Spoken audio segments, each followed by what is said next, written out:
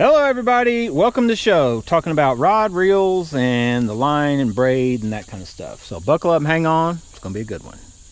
Maybe. Just see if this is a perfect spot. You could get a fish anywhere down here. I'm going to see, I don't know how far that bank is, but I want to see if this, how far this medium heavy will cast this 1/2 ounce bait. I got new line on, 15 pound, 8 strand Hercules. I can't quite hit that other side, but I did go down to there, and I just left the old braid on.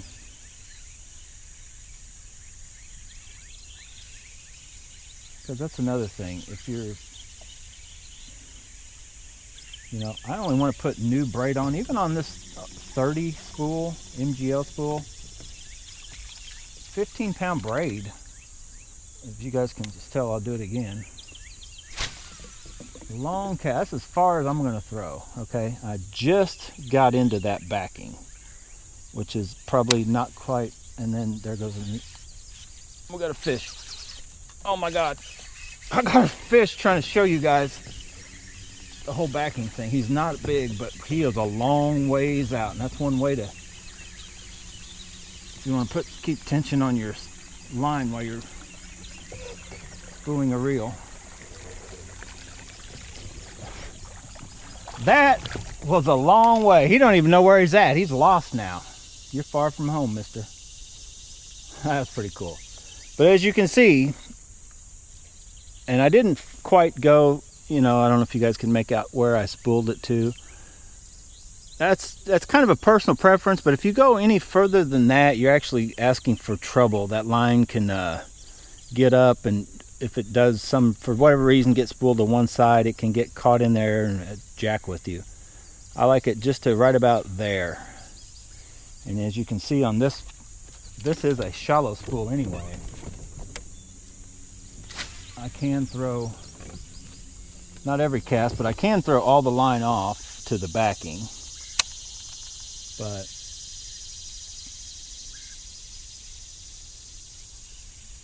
I suggest if you're, if you have any kind of deep spool, and the furthest cast you can make is that's where you want your main line. Everything else under that should be braid. What it's going to do is going to lighten the spool way lighter than what fluoro or mono, especially fluoro. Fluoro is, I think, the heaviest line you can put on. And so if you've got one of these spools that are very deep, and you like fluoro, you still want to, it's hard to judge, but usually once you get the hang of it, you'll know how much line you need to put. So you'll want to put that backing on you want braid, and it helps to start up inertia, that spool starting, and then once you get going, there's very seldom, other than maybe in the big swim bait stuff, to where maybe you could use the weight of the spool. It needs to be, once it gets started, it needs to unspool fast to keep up with the bait you're throwing. But generally, these all-purpose baits, rods to throw all-purpose baits, you want that spool as light as possible, even if it's already a lightweight spool, fairly shallow, and you're wanting to run fluoro. Now, to make that cast with fluorocarbon, say 15 pound test, this reel may take the whole thing, but if you have a deep, say anything other than an MGL or an SV spool, or a BFS spool, of course, but your standard Revos, the normal Tatula spools, and all the other ones in between. And I believe the first guy I heard talking about it, I remember years back with Aaron Martin, talking about, he uses braid backing, which that's what he was talking about. He spools, he's basically making everything shallow spools, and then went further up with his main either braid or fluoro or whatever he was using. And I want to say Mike Iaconelli uses like a longer leader than, like, say I just use about the wing, my wingspan, how far I can hold my arms out, about 6 foot, about as tall as I am. But I think he uses a couple, I'm going to say like probably 20 to 30 foot. So like basically what that's happening is, and if he's probably doing, oh, there's a fish right there. And we're catching fish, talking about whatever we're talking about.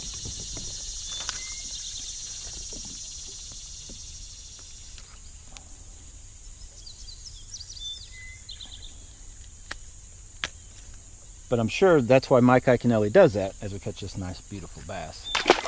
It's to where he's got lighter spools, helps him with his overall casting. But then as far as the distance,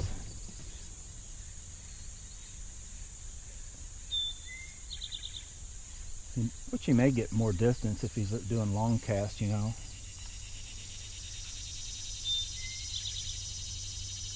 Like with this, you'll hear the knot, you'll hear it as it comes in, but usually when I cast, you can't really even feel or tell, like the knot doesn't slow it down at all in that first part of the cast. So that's why I like just that short leader. But if I was in clear, I'm not a typical clear water, you know, I may need to use longer ones if I go down there fishing with Charles. But typically, that 6 foot keeps that bait far enough away from that braid to where there's no way, you know, even line shy fish aren't going to realize that braid is attached or part of that bait. And I've seen guys, and especially in most of these waters like what I'm fishing today, just use straight braid without any issues. Just tie on straight braid, whatever they're using, and catch the fish. So, but I do typically like to use not a moss braid. I like to use a brighter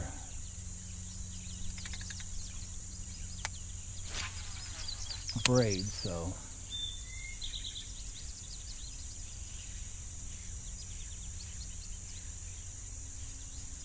well, we got a little clouded up. Let's just make some more long casts. All right, we're talking about braid and line and what you put on your bait casting stuff. And you see I'm making some long casts. I'm casting all that original.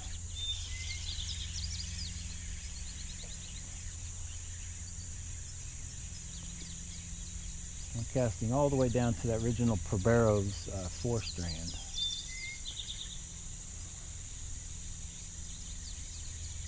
I guess I'll make another cast and I'll try to show you guys to compare the colors. The Probero's, I'd say, does kind of fade. It wasn't as light as it is now. Make another long cast. But you see how light that stuff kind of ended up being? And that's further down that didn't see much daylight and got kind of stained. I'm going to try to show you. Let me back this boat up. I'm going to try to show you real quick also. Let me get out of here. I'm gonna leave that set, and I'm gonna get some of this line off, and hopefully we get a fairly heavy pull, so you can hear the sound difference between 4 and 8 strand. I don't know if anybody's ever really done that test before. So I'm gonna get out here a little ways, give it a good little. I'm kind of curious to how much line I did leave on. Really not that much. I could have put all of the full on, but I was like, yeah, that's good enough. Which is almost perfect. That's about as far as I can cast, is right where I thought. Okay, so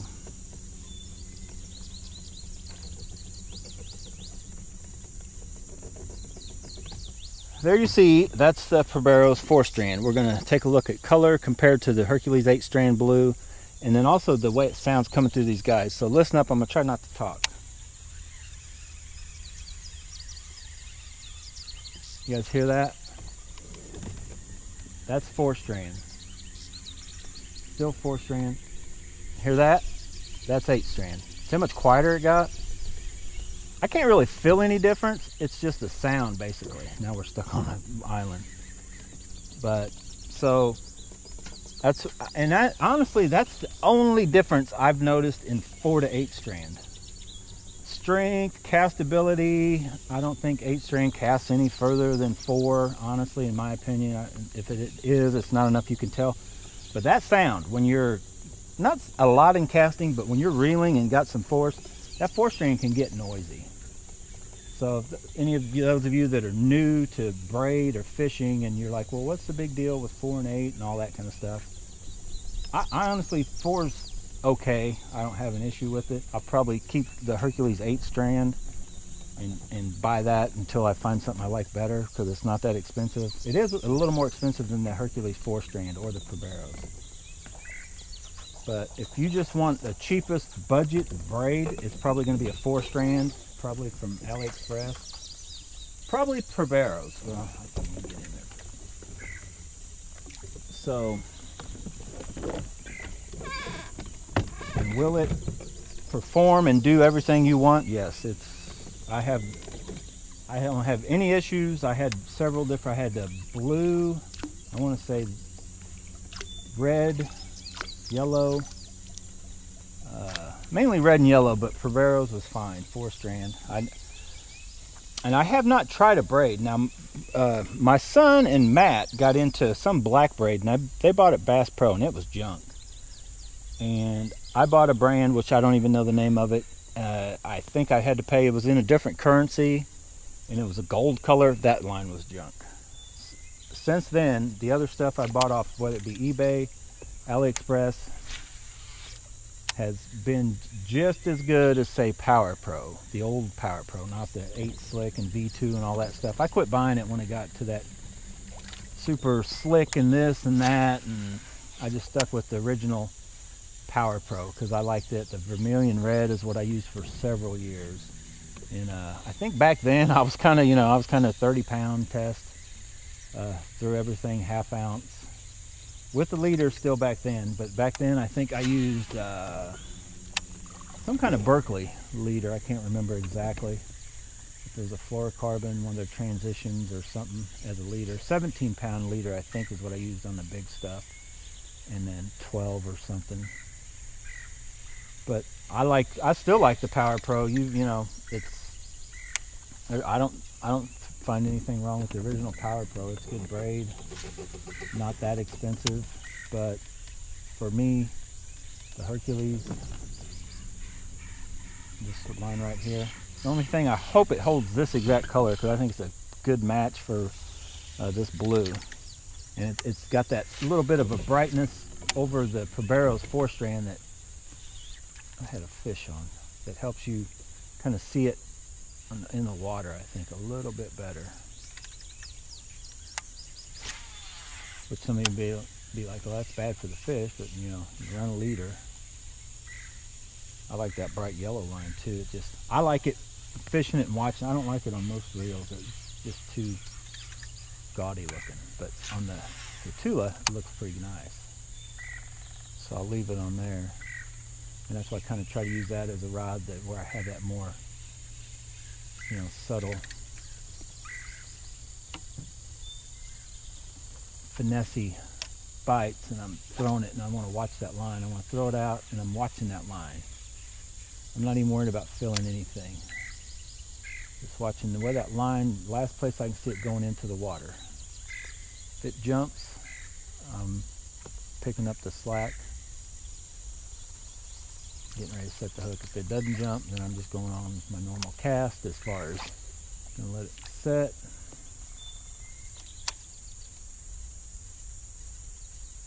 Start shaky shake.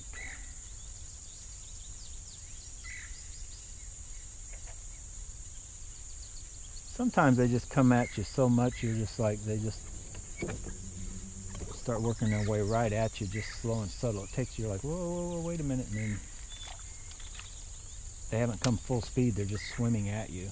And that, a lot of times, that don't matter what color braid, how sensitive a rod. It just takes a second to realize, like, whoa, something's not right.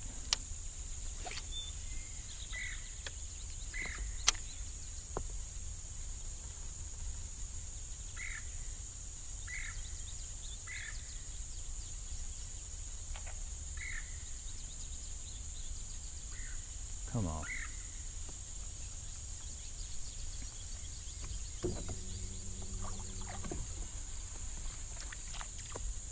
But like, see on this rod, that's the SV spool. I don't have it way up there because I do have just all this line. It's the backing, it's everything, just all this braid. And I was like, you know what? That's high enough. I don't need to go any higher. It's got a ton of line on it. Plenty, and it's 15-pound test, but I use a 10-pound leader generally. Then just set the drag to where the 10 pounds not going to break. In that braid, you ain't got no issues or worries about the braid.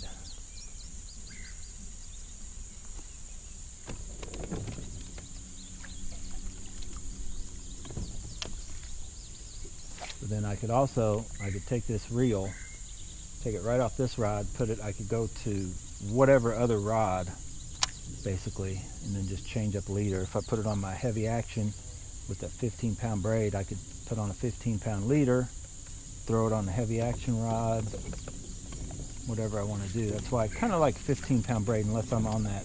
And that's for my medium on up. I do the 15-pound. If I'm wanting, tetons and those, then I probably, I got a little bitty guy. No wait, he got bigger. I mean, he's not huge. I thought he was a little dink. That's a nice bass. But for your small stuff, 10-pound braid is probably perfect. But on your, what I call your mid-range on up reels, I recommend 15. I mean, it's not that much bigger than 10. And then you run a 10-pound test leader, or you can switch up, put it on a heavier rod, run a 15-pound. Or you get nasty cover. You're like, oh wow, kind of like this water is actually. I could have 15-pound test, throwing around these logs and stuff, and just have a little safer comfort zone there without issue. Is why I like that 15-pound braid on pretty much anything I use, from the MGLs, SV spools, up to my bigger stuff. And if I'm using most of my, well, I have to admit, some of my BFS reels even have 15-pound braid on them, because they throw it so well. You put 15-pound braid, 6-pound line, just set the drag for the leader. 6-pound leader, still cast as far as what I'm needing. But if you're wanting to strictly set up for small baits, then yeah, go with 10. I don't like going smaller than 10. It's hard enough to see 10-pound braid. You could go with, same pound test braid as what leader material you plan on using, but I don't fish for anything that small. I can take a 10-pound braid with a 6-pound leader and catch some real little fish. And you can catch some big fish still doing it that way. Okay, I'm going to put a little end to this video. I don't even know how long this will be. I'm just basically talking about your braid, why I guess I use braid, how to go about if you want to use a backing, even if you're a fluoro guy, but you got a deeper spool. I really don't have any reels at the moment with me that actually have a deep enough spool to where you would technically have to do that. I've done it on a couple, but this is probably the one, and I need to put more line on it. I'll show you as I'm putting it into this video. This setup right here, I broke at some point, and I thought, well, that's good enough. Problem is, every time I cast almost with a 1/2 ounce bait or bigger, I throw it all off. And you see that's a 50 size. That there, you really don't need any kind of backing. You just put whatever braid you're going to use, and if you're using a fluoro, depending on what size fluorocarbon, you probably going to need all of that capacity. So I'm not talking about these spools, which this is very close to an MGL, your small 50 or less, but your 100, your 200 size spools especially, they are overkill for bass fishing. Trust me, way overkill. So that's why you want to run, I'd say on your 100 size, probably about half, and then fill up the rest, close to half. But if you got a reel that you're just wanting to use, say 20-pound fluorocarbon for whatever reason, yeah, you may want to just put fluorocarbon. But if you're in that 15, 14-pound or less fluoro, 12-pound fluoro, you're probably going to want on a 100 size, especially 200 size, go half with braid, then put on your fluoro. But it's hard to gauge and tell what's what until you kind of get a feel for what reel, what it needs. But I'd say on a 200 size, you're probably going to need a little over half that spool with braid. And I recommend cheap braid. And I'm going to tell you real quick as I get out of here. like to thank you guys for watching. Hit the like button, subscribe to the channel, get out, bass bonsai for yourself. But if you are using backing and you just want cheap braid for backing, remember this. If you can get, say, 300 meters, 300 yards for $5 or $10, if it's 300 meters or yards of 10, 20, 30, just remember that the 10 fills up less space on your spools. The 20 fills up more, and the 30 even more than that. So if it's truly just for a backing, now don't go crazy. I'd go no bigger than, say, 50-pound test, because I think I got 100 and it's horrible thick. It's like a rope. But you could get 50-pound if it's the same price as the 10-pound. Get the 50-pound if you got to, say, 100 or 200 size spool of the 300 meters or whatever meters you're trying to get, or yards, because it fills up more. Does that make sense? It's going to take less of it to fill what you need than you tie on your main line. Then you can just use it for, say, multiple reels, or for that reel over the years, or whatever. It saves you money in the long run. I hope that makes sense. Now, don't try to upsize what you want to use just because, you know, the thicker line takes up more of the spool, because it's kind of opposite of your main line. When your main line, in your mind, you're like, I want the smallest diameter, you know, because I put more line on it. But when you're just trying to fill up that space to make the reel lighter, it is just your money ahead. Instead of, say, if I'm running, even if I'm running 10-pound mainline fluorocarbon, and I, for whatever reason, trying to do it on a 100 size spool, if I put 10-pound test braid, well, it may take a full, I don't know if it take 100 meters, but it may take a full 100 meters or something. But I could get by with probably 30-pound to 40-pound, and it may only take half of that.